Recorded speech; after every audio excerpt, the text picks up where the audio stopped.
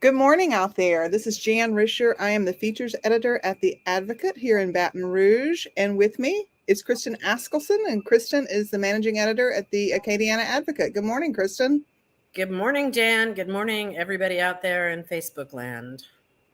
And we are about to discuss one of my absolute favorite topics, Curious Louisiana. It's been months in the making, hasn't it, Kristen? It has, and this is I think it's a perfect project for us because I've known you for a long time. And if you and I are anything, it's curious. It's true. Some people say nosy. I prefer curious. It's the professional way we describe ourselves. I'm very curious on so many levels, in fact. Yes.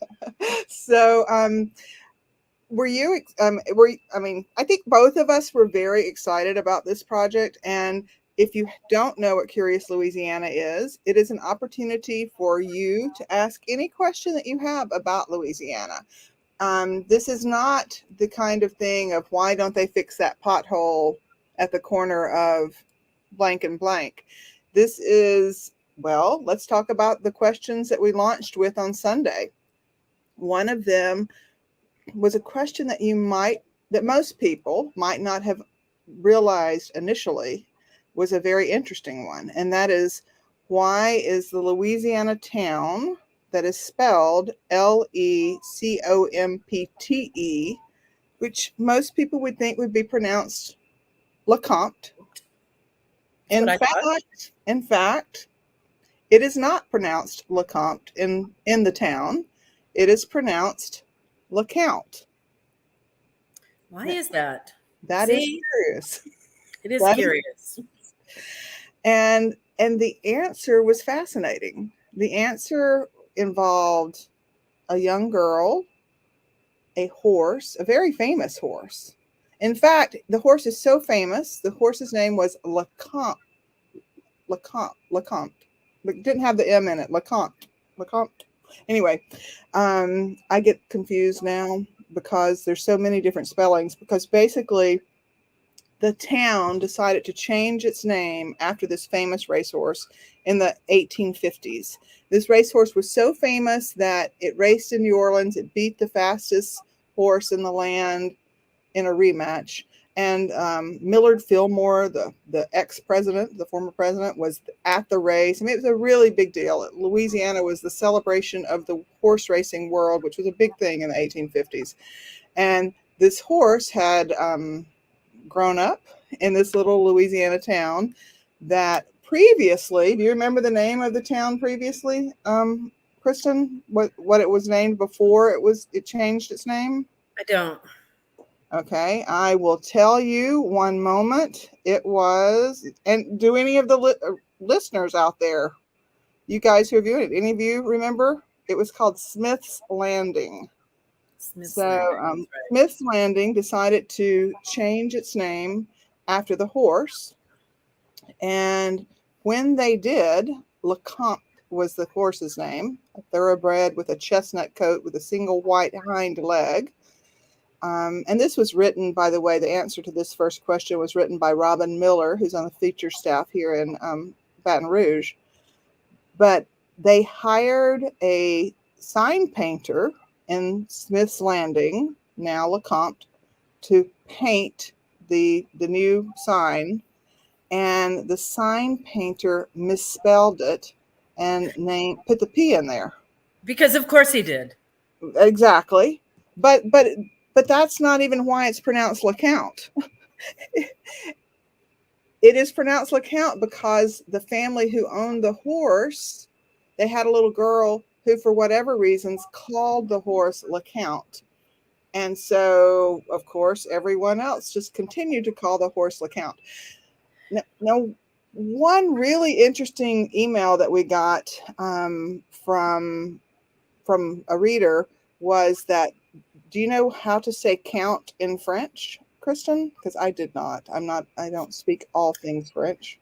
I don't speak anything's French. Well, you spell it Compte. See, it all makes sense. It all makes sense, but who It knew? just goes round and round and round. You know, there are so many things about Louisiana. When I moved to Louisiana about 12 years ago from North Carolina, where, look, they don't do everything. I'm not going to say they do everything right in North Carolina or any other place I've lived. But when I moved to Louisiana, I just kept running across things, and I would ask people, why do they do it like that? And everybody would tell me, well, that's just how they do it here. And that was not an answer that satisfied my curiosity. But some of those things were hard to find the answers. You know, why, I'm sorry, why does the school board collect the sales tax? That's just how they've always done it here. You know, why do we have parishes instead of counties? Well, that's just, you know, our history. Well, what do you mean? I want to know where it started. So I just think that when this idea was proposed to me, this was just the perfect answer to all of those only in Louisiana things, right? You know, people hear stories about Florida man, but believe me, there are so many only in Louisiana stories we can tell. And I just think it's really exciting that now we have like a mechanism and a platform to get the answers to all these questions for all the crazy, fun, wonderful things that we do here. In fact, if you have a question about Louisiana, for example, why do we say parish? Why do we have parishes instead of counties? You can go to theadvocate.com/curious or NOLA.com/curious and submit your question. If you would rather email it to us, you could send it to curiouslouisiana@theadvocate.com, and we will collect all these questions. We meet every now and then and decide which questions we're going to do next. We've got about 8 in the works right now. I'm excited about all of them. I'm really, though, hoping someone will ask the parish/county question, because I think we need to get to the bottom of that. So how many questions have we got total? I'm glad you asked that, because I checked right before we started. We have almost 150 questions that we've received. And amazingly, some of those are duplicates. But we've received some really interesting ones, and we have a team of reporters, and that's the cool thing. This is what they do. They go out and find these answers, and they don't just take the first thing someone tells them. They do the research and talk to the horse's mouth, so to speak. And perhaps that horse is named LeCompte or LeCount, if you want to call him that. Yeah. But and I think it's great that those questions are coming from all across the state. So, like, I mean, it's not just you know, questions from Baton Rouge or New Orleans. Like, it's questions about, you know, why do they do things in this part of the state that are different from this part of the state? I'll tease a question that we have coming up. You know, why do they have so many oak trees on the campus of the University of Louisiana at Lafayette? And are other campuses in the state the same? Did somebody go around planting oak trees in those campuses? And it's a very interesting answer. I'm not going to give it away, but it did really come down to one person who was behind most of these oak trees, who just really loved oak trees and had a passion for them. And you can read about it in a couple of weeks when we tell you the answer. Read about that one. Yeah. And the other fun thing is, Sunday, when we launched Curious Louisiana, we had another question about the Honey Island swamp monster. I was not familiar with the Honey Island swamp monster, but basically, you should read the article. It was written by a reporter whose name is Joni. One second here, I'm pulling it up. About a Bigfoot-like creature, basically. We all love Bigfoot. Who doesn't love Sasquatch? Come on. And I was not familiar with this creature, but apparently it goes way back. And a reader named Bobby Brettel, who grew up in New Orleans, nearly 40 miles away from the eastern St. Tammany Parish's Honey Island Swamp, which is where the swamp monster has reportedly been sighting. And the writer reporter is Joni Hess. I'm sorry, I didn't remember the last name right there off the top of my head, but she took a deep dive in it and found some answers about chilling encounters with the swamp monster. It was fascinating. Yeah. And let me tell you, I hope a story like that prompts someone to ask about the Rougarou. Well, yeah. Because I mean, there's so much magic here.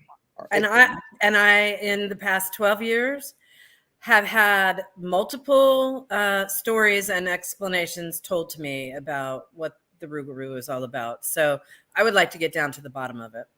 So if you're listening and you think you have the answer, go ahead and ask the question, because we can get to the bottom of it and find out if you're right. And we have there's room for all sorts of questions. And Bilal, I appreciate yours, and we will take a look at that and put it in the mix. I would encourage you to go to theadvocate.com/curious and actually submit it there, because a part of this process is that we have our reporters actually speak with the people who submitted the questions. And so we involve them in the loop and try to find out why they're curious about this particular question. And we let them know the answer. Yep. So we've also got a question coming up about gumbo that I think could really stir the pot, so to speak. What do you think, Kristen? I agree. Anytime we mention gumbo, it does stir the pot, because people, no matter where they're from in Louisiana, people are very passionate about their gumbo, and they believe that their way of making and or eating gumbo is the right way. So, we dig into that, and the answer might surprise some people. I will leave it at that.